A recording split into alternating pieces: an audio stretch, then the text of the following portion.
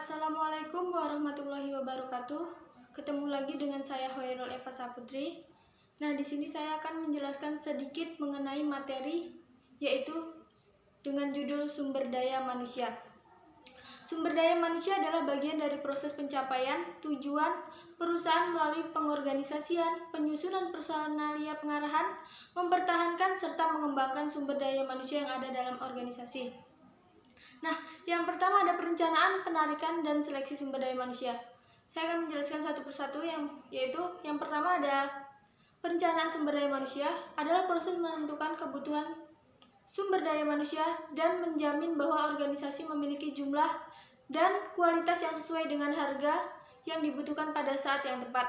Yang kedua ada penarikan sumber daya manusia, merupakan cara perusahaan mendapatkan karyawan dan ini merupakan tantangan bagi semua bagian personalia. Yang ketiga itu ada seleksi sumber daya manusia. Seleksi sumber daya manusia yaitu proses yang dimulai dengan penyaringan awal yang diakhiri dengan pengambilan keputusan tentang siapa yang akan diterima.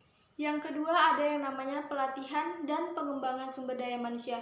Pelatihan dan pengembangan sumber daya manusia itu meliputi masa orientasi, yaitu masa pengenalan kondisi kerja dan lingkungan kerja.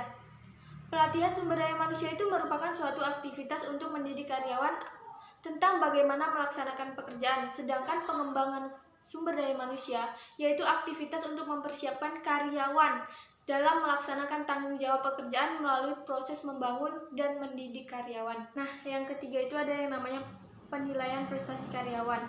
Penilaian ini sangat penting karena kita dapat mengetahui prestasi karyawan tersebut. Yang keempat itu ada kompensasi atau balas jasa terhadap karyawan. Kompensasi adalah semua jenis imbalan yang diterima karyawan atas pengorbanan dan unjuk kerjanya sebagai anggota organisasi. Ada dua hal yang perlu diperhatikan dalam kompensasi ini, yaitu yang pertama adalah keadilan dalam kompensasi, yang kedua proses dalam kebijakan kompensasi. Nah, untuk yang kelima atau yang terakhir, ada yang namanya implementasi keputusan terhadap karyawan. Secara keseluruhan, keputusan terhadap karyawan memberikan dampak perubahan pada posisi organisasi. Keputusan yang diambil dalam hal ini yang pertama yaitu ada promosi, transfer, dan demosi. Untuk promosi adalah perubahan yang menuntut tanggung jawab yang lebih besar dengan meningkatkan gaji sebagai kompensasi. Yang kedua itu transfer. Transfer adalah perpindahan pekerjaan secara setara, dalam arti bahwa posisi baru dimiliki tanggung jawab dan pengkajian yang sama dengan pekerjaan yang sebelumnya. Nah, untuk yang ketiga itu ada demosi. Demosi merupakan perpindahan suatu posisi ke posisi yang lain yang memiliki tingkat tanggung jawab dan penggajian yang lebih rendah.